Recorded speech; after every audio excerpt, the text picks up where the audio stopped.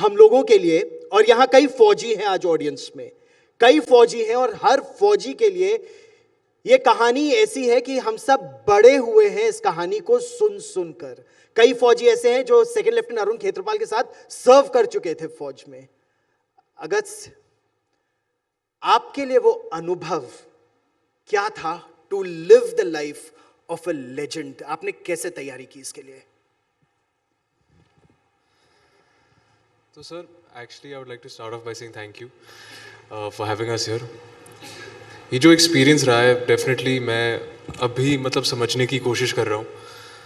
3 साल हो चुके हैं, ऑलमोस्ट 4, और ऐसा रोल बहुत कम मिलते हैं। And I am just extremely grateful कि श्रीराम सर ने मुझे इस रोल के लायक समझा, मेरे प्रोड्यूसर दिनेश विजय ने मुझे इस रोल का लायक समझा।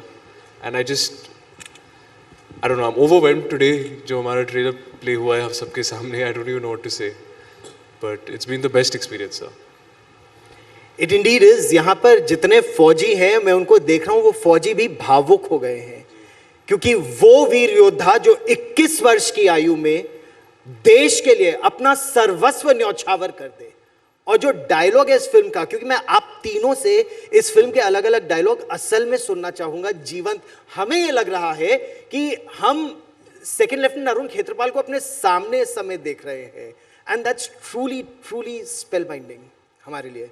अगस्त, So sorry, the question was you want me to say that कैसे जिया आपने, अपने आप को ढाला कैसे उनके जीवन में? एक्चुअली शुरू किया था हमने एनडीए के साथ।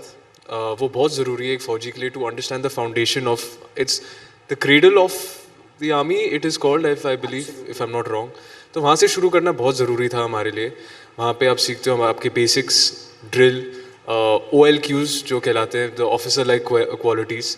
तो वो सब सीखकर जो फाउंडेशन हमने बनाया वाज रियली हेल्पफुल जब हम ऑफिसर का रोल प्ले कर रहे थे। As you know, there are couple stages to become an officer.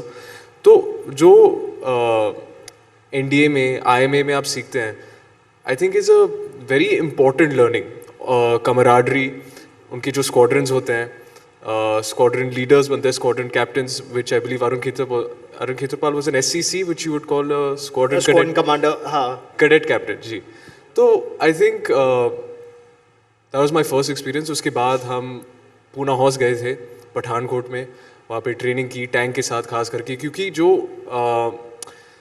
Physicality tank के साथ आप समझ नहीं पाते हो एज एन ऑडियंस। अगर आप एक सिविलियन हो, जो सिवीज बोलते हैं, यू डोंट रियली अंडरस्टैंड कि what goes into a tank.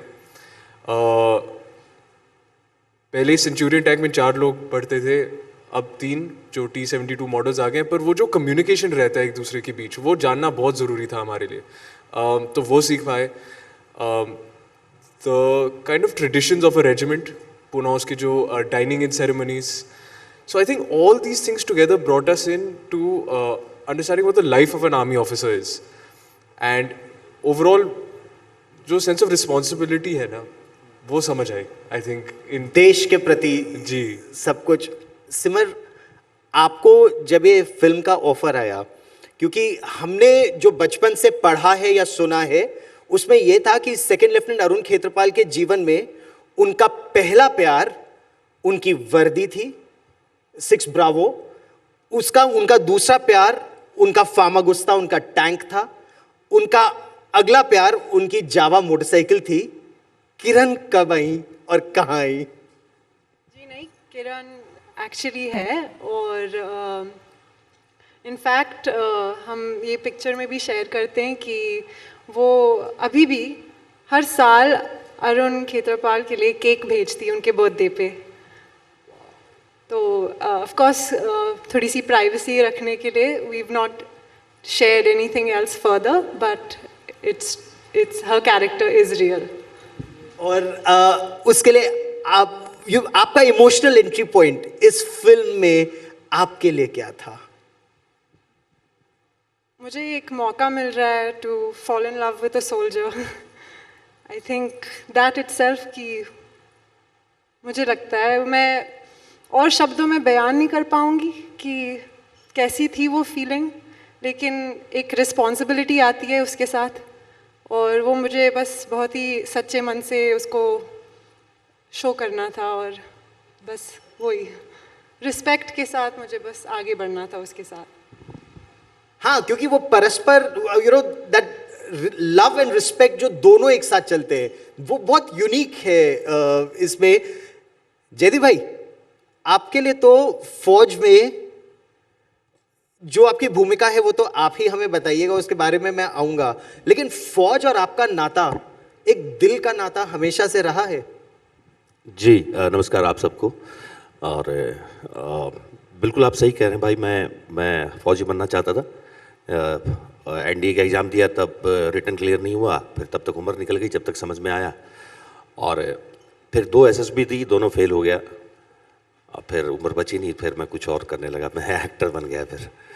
तो वो जैसे अभी आप बता रहे थे ना कि खेतरपाल का पहला प्यार 6 ब्रावो था, तो मेरे लिए भी जो करियर वाइज जो एक हरियाणा में रहते हुए जो अपने आसपास अपने सीनियर्स को जूनियर्स को फौज में जाते हुए देखना, तो they were the inspiring figures for me at that time, and so many army officers right now I know, हमारे सीनियर जूनियर कॉलेज के ही।